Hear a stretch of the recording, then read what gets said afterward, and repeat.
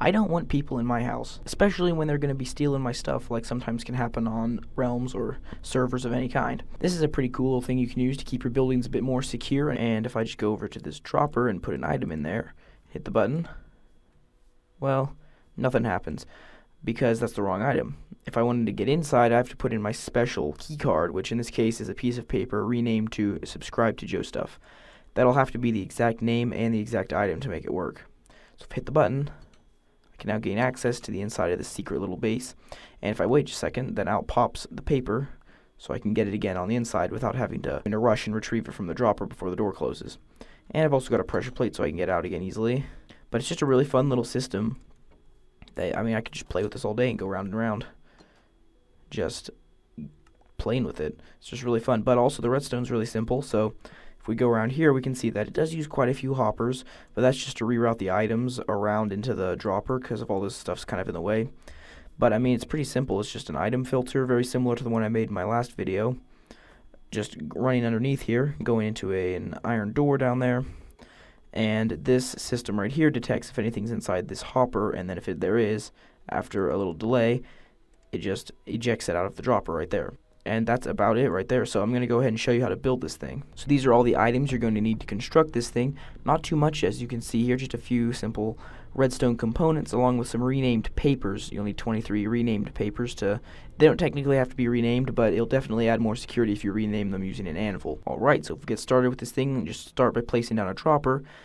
And just place down a random block right there with a hopper running right into it, and you can break that block right there. This is so that the items will be rerouted away from the dropper to go and be delivered into the room when we get there.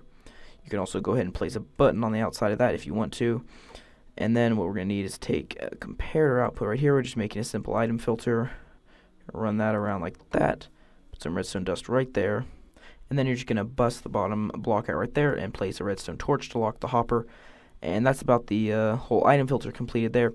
So what you're going to need are your little pieces of paper or whatever items you want to use. It's a good idea to rename them because then it's much more secure. So mine are just subscribe to Joe Stuff. So if we open this up, take 22 of your papers right here and just put one in each slot going along like this, and then place the other 18 in the last slot right there.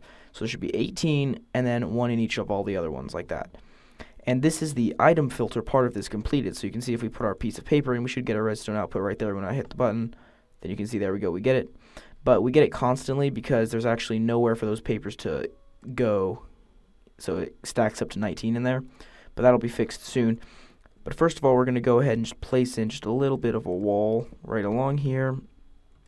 Just like that. I'll just put a little bit of stuff around here. But then let me go ahead and grab the door. Pop that into place right there. And then getting the redstone dust again. I can just take some of that going around. Now you'd probably want to polish this up a bit more to make it actually look good. But for now, for this demonstration, I'll just do it like this. So if I pop an item in there, you can see the door opens right up like that. I'm going to take that out, and when I take it out, the door shuts. You can see. You can also add some other fancy stuff like little, note blocks that play and things like that. But for now, we're just going to do this. So pretty much, that's kind of just our system done right there. If you were to put that hopper facing back into this dropper, then it would be pretty much finished. But we want to have a fancy system that delivers the card back to you.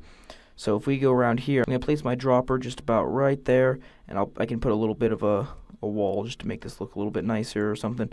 But anyway, you're just going to take your hoppers and just run those around, all feeding into each other, coming around like this, so that there should be 7 of them. 1, 2, 3, 4, 5, 6, 7 of them all running around into there. Although you can make it longer or shorter depending on what you need it for, how you need it to work.